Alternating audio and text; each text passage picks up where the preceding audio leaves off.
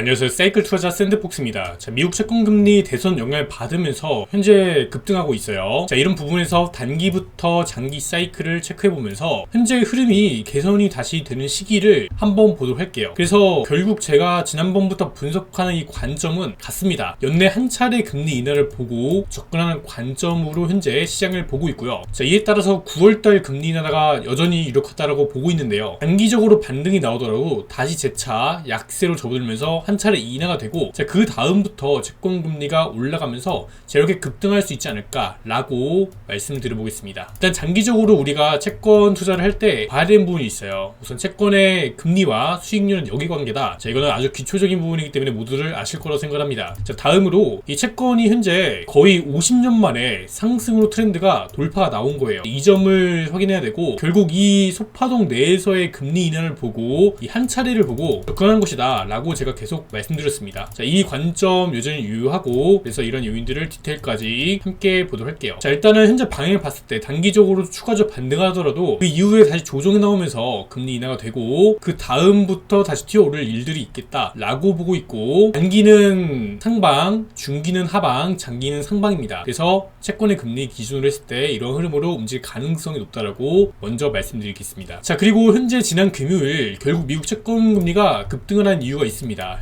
현재 미국시 10년물 기준으로 살펴볼 텐데요. 트럼프와 바이든의 토론은 트럼프의 압승을 보였으며, 이 트럼프 대통령이 당선될 경우에 인플레이션이 크게 오를 것이라는 우려감에 따라서 미국 채권금리가 상승한 결정적인 원인이 되고 있습니다. 올해 5월을 접어들고 미 연준에서는 고용과 실업률 등의 지표와 더불어서 인플레이션을 함께 보고 있다라고 말하고 있는데요. 경제 데이터가 나빠지면 인플레이션이 더 이상 둔화되지 않아도 현재 수준에서 금리 인하가 될 수 있다는 파월 의장의 메시지가 함께 있었으며, 최근 들어서도 연준 의원들도 연내 한 차례 금리 인하 가능하다고 언급했기 때문에 이전에 비해서 다소 완화적인 발언을 했으나 중요한 문제는 이번 대선을 기점으로 발생이 되고 있는 것이죠. 그래서 좀 큰 흐름에서 보게 되면은 일단 하락 트렌드로 잡혀 있어요. 단기는 상승의 압력을 받더라도 이제 거의 저항권에 다시 다다르면서 하방으로 다시 전환될 수 있는 요인들이 있다는 말입니다. 그리고 이 시장이 결국 뉴스, 이 노이즈는 긍정되게 됩니다. 이런 부분들을 기본적으로 우리는 체크해야 되는 사항이다. 헷갈리게 하면서 결국 이 계단식으로 이렇게 낙폭이 내려갈 가능성이 높다라고 봐요. 이번 트럼프 전 대통령은 미국 바이든 대통령이 일을 제대로 하지 못해서 이 인플레이션 속에서 미국 경제가 현재 죽고 있다, 미국이 너무 아프다, 이런 얘기를 했어요. 이 바이든은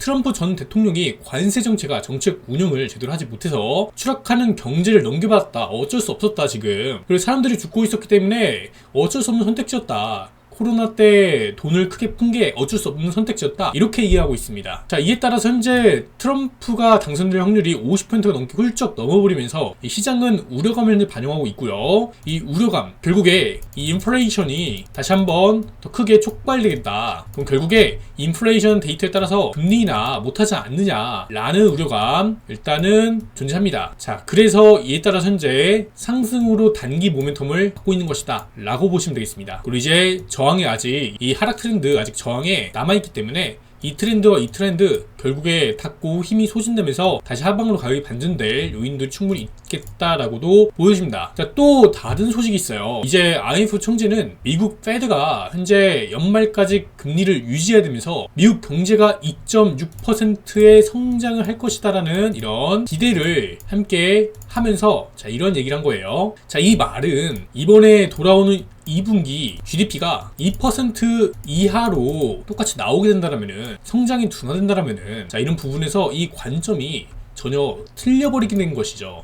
이 2%를 기준으로 현재 얘기를 하고 있는 거예요. 그러나 미국의 경제는 현재 휘청거리고 있고 상업용 부동산 시장에서 문제들이 발생되고 있기 때문에 결국 현재 이 경기 침체로 가는 과정에서의 금리 인하가 될 것이다. 제가 이거를 지난 채권 방송부터 계속해서 말씀드렸던 부분입니다. 제 대전제는 경기 침체로 인한 금리 인하로 인해 한 차례가 되는 걸 보고 있는 이 시장 관점이에요. 그래서 이러한 뷰를 보고 접근을 해야 되는 시장이다 라고 말씀드리고 싶고, 또 부정적인 소식이 하나 더 있어요. 국제결제은행에서도 연례 보고서를 통해서 성급한 통화 완화는 인플레이션 압력을 다시 촉발시키고 그리고 대가 큰 정책을 펼치면 안 된다라고 이야기를 했습니다. 자, 그러면서도 상호년 부동산 가격의 하락세가 뚜렷하게 나타나고 있으며 금융 시스템이 여전히 취약한 상태라고 말했습니다. 자, 이 부분이 중요합니다. 결국 이 금융 시스템이 현재 취약하더라 라는 부분을 우리는 집중해서 봐야 됩니다. 이게 핵심입니다, 여러분들. 자, 보시면 자, 이거를 금융 시스템 일단 고정을 하시고 보시면 됩니다. 자, 이게 무슨 말이냐, 우리가 2008년도 이때 글로벌 금융 위기 사태, 리먼 브러더스 파산이 이 당시 사태가 나왔을 때도 교회 금융 시스템이 어려운 과정 속에서 발생된 채권 금리의 낙폭입니다. 자, 우선 우리는 이 기본적인 부분을 체크를 해야 됩니다. 마찬가지로 지금도 금융 시스템이 불안정하기 때문에 한 차례 인하는 볼 수 있다 라는 건데, 이 과거와 다른 상황이 있잖아요. 뭐죠? 인플레가 이번에는 2021년도 때 이때 올라온 인플레이션이 50년 만에 이례적으로 크게 올라온 거예요. 이제 1980년대 이후로 크게 올라온 거기 때문에, 그래서 채권 금리 장기적인 수준은 더 상방으로 올라갈 수밖에 없다라고 보고 있는 겁니다. 그래서 이번에는 반드시 한 차례만 봐야 되는 이유입니다. 채권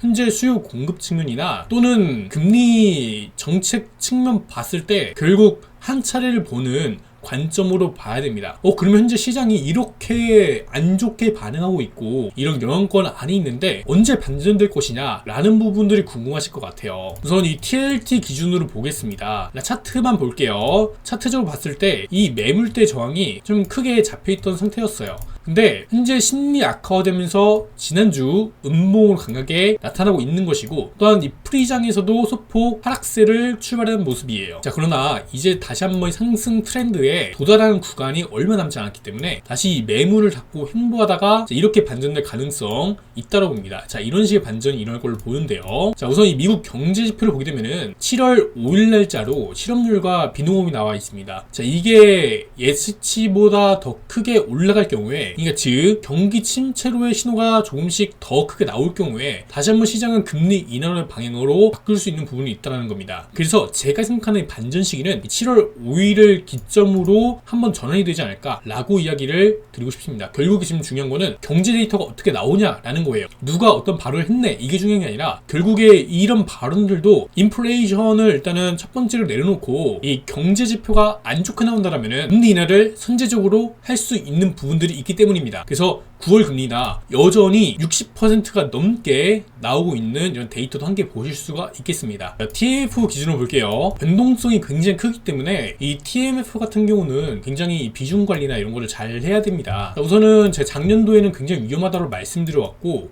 자, 이제 반등 말씀드리고 조심하자고 말씀드린 다음부터 자, 이제 한번 기회가 오지 않을까라고 했다가 여기서 관점이 한번 잠정 보류하자 라고 말씀드렸고요. 그 이후부터 여기선 다시 봐도 좋다라고 첫 번째, 두 번째 방송하고 최근까지 또 이어서 분석을 하고 있습니다. 그러니까 가장 중요한 건 저는 최초 분석 시점이에요. 최초 분석 시점. 그래서 현재 이 기점으로 가격은 상승했다가 조정을 받고 있는 거죠. 변동성이 클 뿐입니다. 그리고 여전히 가격은 하단 매물대보다 조금 더 위에 있는 구간이에요. 그러니까 여전히 매물대 위에서 가격이 하고 있더라. 그리고 상승 트렌드를 이렇게 또 하더니 위로 살짝 올라가면서 이 지지 구간에 또 왔다라고도 볼 수 있어요. 그래서 우리가 너무 부하 뇌동 매매를 하게 되면은 오히려 손만 많이 꼬일 수 있다 라고 말씀드리고 싶습니다. 그래서 여전히 채널 상단부 부분까지 올라가는 관점은 유지고요. 자, 그러나 이번 한번 이렇게 올라가게 되더라도 그 이후의 장세에서 다시 폭락하는 이런 현상들을 못 피하면은 안 된다 라고까지 말씀드리면서 자, 영상 마치도록 하겠습니다. 감사합니다.